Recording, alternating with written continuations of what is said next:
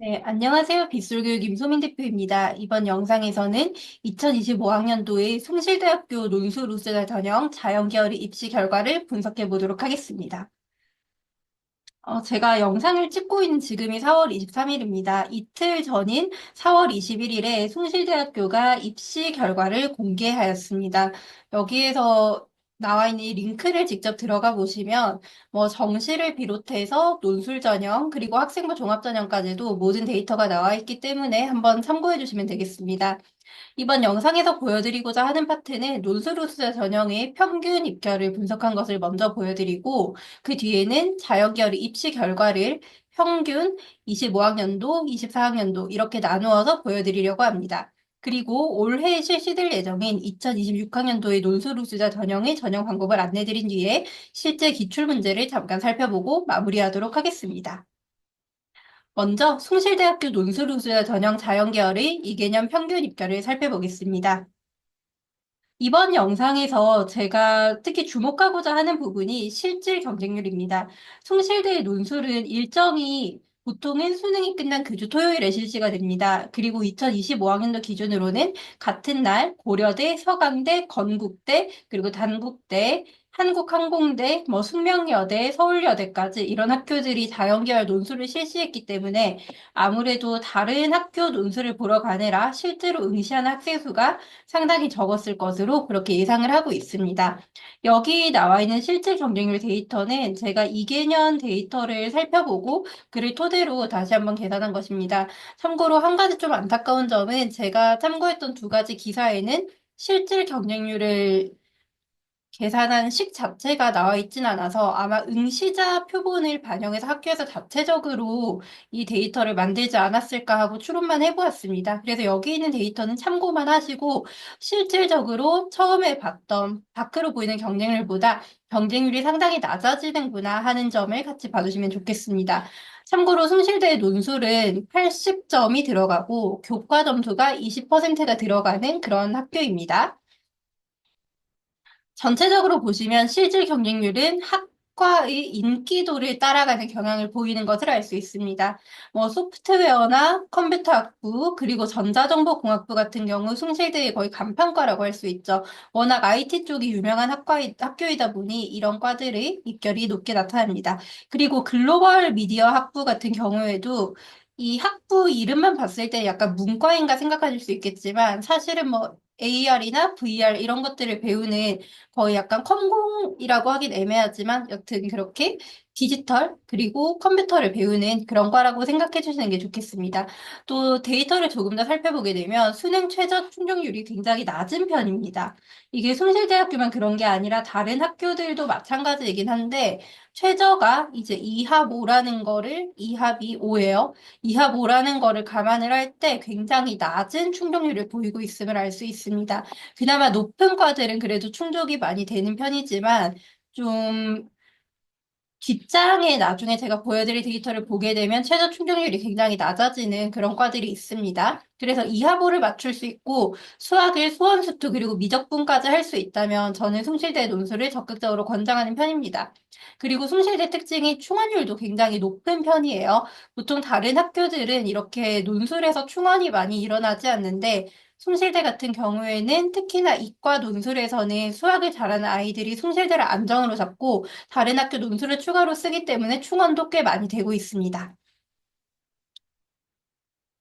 다음으로 논술 점수의 평균치를 살펴보도록 하겠습니다. 참고로 논술 점수 평균을 봤을 때 수학과가 가장 높습니다. 이게 학과 자체의 실질 경쟁률은 낮은 편이지만 아무래도 수학과 특성상 수학을 좋아하는 아이들이 지원하다 보니 상대적으로 근소한 차이이긴 하나 논술을 잘하는 친구들이 지원했고 합격했음을 확인할 수 있습니다. 그런데 또 한 가지 유의할 점은 수학과가 인기학과가 아니다 보니 수능 최저 충족률은 또 가장 낮은 축에 속합니다.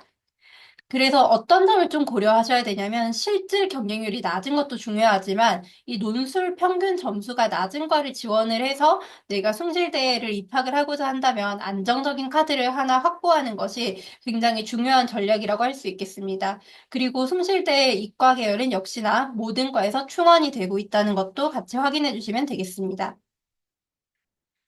또 몇 가지를 좀 살펴보자면 정보통계보험수리학과 같은 경우 수학을 베이스로 하는 과임에도 그렇게 높은 논술 평균 점수라고 보긴 어려울 것 같습니다. 사실 46.95나 46.85나 큰 차이는 아니라고 저는 그렇게 판단을 하고 있습니다.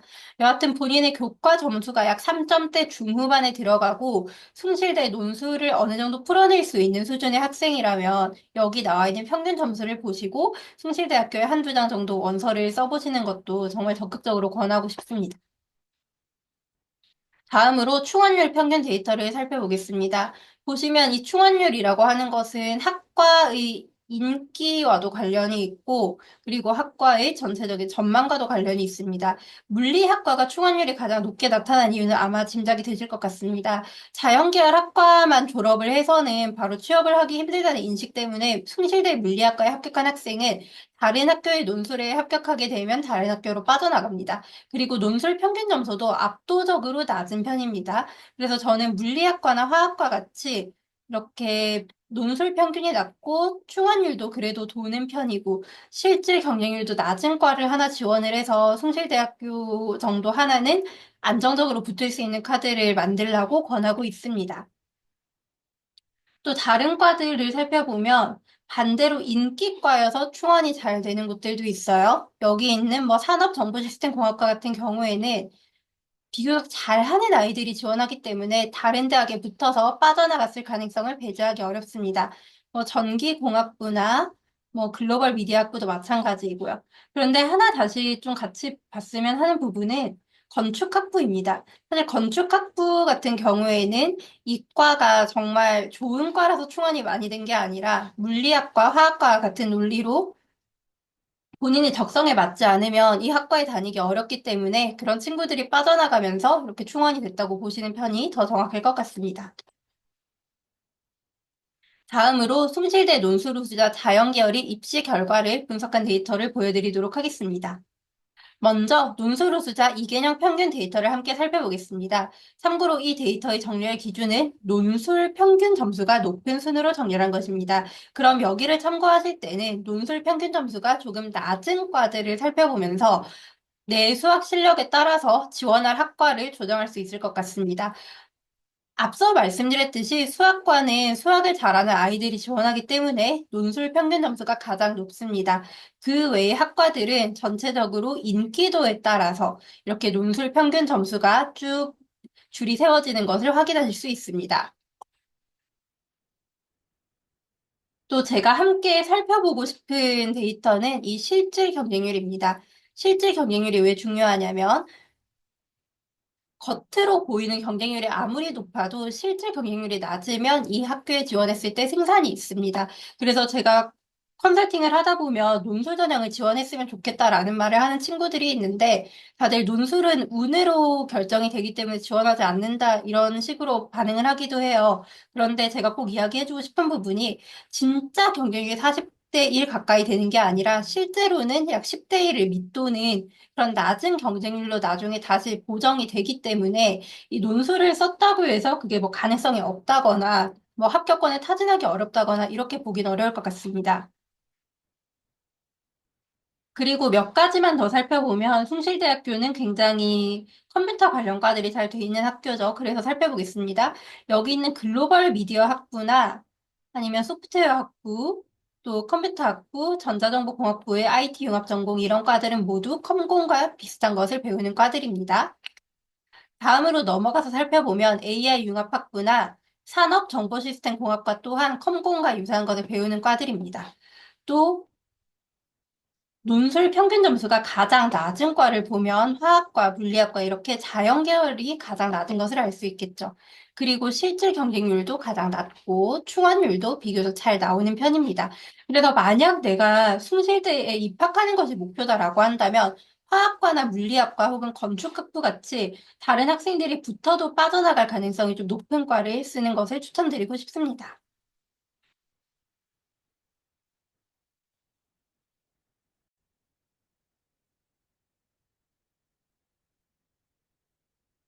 다음으로는 2025학년도의 손실대 논술우수자 자연계열 입시 결과를 살펴보도록 하겠습니다. 이 데이터 또한 논술 평균 점수가 높은 순으로 정렬한 것이기 때문에 실제로 수학 실력이 스스로 조금 자신이 없는 친구들이라면 여기 나와 있는 논술 평균 점수를 보고 지원 가능한 학과를 한번 타진해 보는 것이 좋지 않을까 합니다. 역시 전기공학부는 인기과다 보니 평균 점수도 높은 편이고 글로벌 미디어 학부는 이 학과에서 배우는 내용, 뭐 VR이나 뭐 AR 이런 것들에 관심 있는 친구들이 반드시 가고 싶어 하기 때문에 또 평균 점수가 높게 나타나고 있습니다. 그 외에는 이제 전체적으로 학과의 인기도에 따라서 논술 평균 점수도 함께 정렬되는 것을 보실 수 있고, 숭실대 논술은 비교적 인서울에 다른 선택지들이 많기 때문에 모든 과에서 충원률이 나타나는 편입니다. 참고로 높은 대학으로 갈수록 논술에서 충원이 거의 일어나지 않습니다. 또 실질 경쟁률을 다시 한번 말씀을 드리자면 겉으로 보이는 경쟁률이 아무리 높다고 해도 실제 논술 시험장에 앉은 친구들이 얼마나 됐는지 최저를 충족한 친구들은 얼마인지 이런 데이터를 살펴보는 것이 훨씬 중요합니다. 네, 그래서 여기 2025학년도 데이터만 떼놓고 봐도 화학과, 물리학과가 가장 점수가 낮은 편이고 충원율은 나쁘지 않은 것을 확인할 수 있습니다. 그래서 여기 데이터를 다시 한 번 더 제가 말씀을 드리면 실질 경쟁률만 따질 것이 아니라 논술 평균 점수까지도 살펴보고 내가 정말 이과를 넣었을 때 승산이 있는지를 확인을 하셔야 됩니다. 그리고 다시 한 번 강조하지만 숭실대는 논술에서 내신 성적이 들어가기 때문에 내신이 5등급 때까지 수렴을 하게 된다면 내신의 감점이 매우 클 수 있습니다. 이 점을 주의해서 지원하셔야 하겠습니다. 다음으로 2024학년도의 논술우수자 자연계열 입시 결과를 살펴보겠습니다. 24학년도에는 수학과 기계공학부에서 충원율이 0%였는데 여기 보시면 알 수 있듯이 여기 AI 융합학부도 0%네요. 이렇게 충원이 매번 원하는 만큼 일어나지 않을 가능성이 있습니다. 근데 저는 개인적으로 생각을 할 때 이 수학과는 실제 경쟁률이 낮았기 때문에 사실 충원이 돌 만한 여지가 별로 없지 않았을까 생각을 하고 있습니다.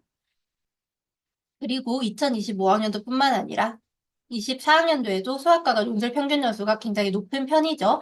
그래서 숭실대 수학과는 정말 수학에 자신 있어야 지원을 하기가 좋지 않을까 생각을 하고 있습니다. 그 외 학과들도 전체적으로 학과 인기도에 따라서 점수가 정렬이 되긴 합니다. 다만 하나 주의할 점은 비교적 비인기과인 건축학부가 이렇게 논술 평균 점수를 따졌을 때 9위에 랭크가 되기도 하는데 이렇게 매년 논술 평균 점수는 지원자 풀에 따라서 너무 많이 바뀌기 때문에 참고치로만 활용을 하셔야지 이걸 가지고 절대적인 기준으로 삼아서 지원을 하시게 되면 상당히 낭패를 볼 수도 있습니다. 11위에서 17위까지를 보시면 역시 물리학과가 실제 경쟁률도 가장 낮고 논술 점수도 가장 낮습니다. 화학과 또한 논술 평균 점수도 가장 낮고 실제 경쟁률도 가장 낮습니다. 그래서 계속 같은 이야기를 드리게 되는데 이렇게 비인기과를 지원을 하는 것이 나의 실력보다 조금 더 대학을 높게 갈 수 있는 그런 전략이 될 수 있습니다. 심지어 이때 물리학과는 충원이 1배수가 돌았어요. 사실 논술에서 1배수의 충원이 도는 것은 굉장히 드문 일입니다.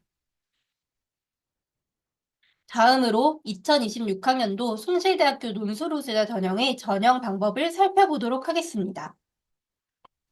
숭실대 논술우수자 전형의 특징은 내신이 굉장히 많이 들어갑니다. 학생부 교과가 20%가 들어가는데 이 부분을 모르고 지원하셨다가는 논술 점수가 아무리 높아도 교과에서 감점이 클 수 있습니다. 그래서 내가 논술을 정말 잘해서 다른 지원자들을 제칠 수 있는 수준이 아니라면 저는 내신 5등급 때부터는 숭실대 논술 지원을 크게 추천하지는 않습니다. 그리고 자연계열은 수학의 기본 원리를 이해하고 수리적 의사결정을 활용하는 문제가 출제된다고 되어 있는데 출제 범위가 작년 기준으로는 수원수투 미적분까지였습니다. 그래서 숭실대보다 더 위의 학교들은 논술에 확통과 기하가 나오는 반면에 숭실대는 미적 수원수투까지만 나오기 때문에 조금 수학이 덜 준비된 학생이라도 지원할 수 있는 거의 마지노선 대학교라고 저는 그렇게 안내를 하는 편입니다. 또 학생부 교과 성적은 국어, 수학, 영어, 과학 교과군이 반영이 되고 등급별로 감점이 있습니다. 또 공통과목 일반 선택 과목에서는 이렇게 가중치가 들어가 있고 또 진로 선택 과목에서 1등, A를 1등급으로 환산해주기 때문에 이렇게 환산을 한 점수, 진로 선택까지 포함을 한 점수로 봐서 내신이 그래도 4등급대가 나온다면 논술 지원을 적극적으로 고려해 보시면 되겠습니다. 그리고 수능 최저학력 기준은 선택 과목 제한 없이 두 개 영역의 등급합이 5등급 이내입니다. 마지막으로 2025학년도의 숭실대학교 논술우수자 자연계열 기출문제를 살펴보고 마무리하도록 하겠습니다. 제가 수학 강사는 아니기 때문에 이 내용에 대해서 상세하게 설명드리긴 어렵지만 최대한 말씀드릴 수 있는 선에서 안내를 드리려고 합니다. 먼저 숭실대학교 논술우수자 자연계열 기출문제 특징은 전체적으로 교육과정에 매우 충실하게 나온다는 부분입니다. 그리고 이렇게 경우의 수 파트가 나오는 것은 확률과 통계가 아니라 공통수학에 해당하는 범위에서 나오는 것이기 때문에 이렇게 개념을 어느 정도 주고 있습니다. 또 다음 조건을 모두 만족시키는 4차식 fx의 개수를 구하라고 요구하고 있는데 이 네 가지 조건을 고려해서 전체적인 풀이 과정 그리고 구하는 과정을 적을 수 있다면 논술에서 좋은 점수를 받을 수 있는 그런 문항입니다. 그리고 여기는 출제 범위가 개정교육과정의 미적분 그리고 수학 파트입니다. 다음으로 문제 2번을 보도록 하겠습니다. 문제 2번은 미적분 파트에서 출제가 되었습니다. 여기 보시면 곡선 y는 fx와 선분 AB로 둘러싸인 도형, 그리고 곡선 y는 fx와 선분 BC로 둘러싸인 도형 넓이의 합을 구하라고 나와 있습니다. 그러면 여기에서 첫 번째로 우리가 봐야 하는 게 y는 fx와 선분 AB로 둘러싸인 도형 구하는 것 하나, 그리고 두 번째로 y는 fx와 선분 BC로 둘러싸인 도형 구하는 것 하나, 이렇게 두 가지가 나와야 될 것이고, 거기에 플러스로 넓이를 구해서 이 합을 구하는 것까지가 전체적인 풀이 과정이 잘 적혀야겠습니다. 여기도 평가 기준을 한번 살펴보면, 제시문에 주어진 합의 법칙과 곱의 법칙을 활용해서 해결할 수 있는 문제이다 라고 되어 있습니다. 그리고 여기에서 조금 더 본다면, 주어진 네 가지 조건을 어렵지 않게 이해할 수 있고 제시문에 근거하여 문제를 해결할 수 있을 것으로 보인다라고 하고 있네요.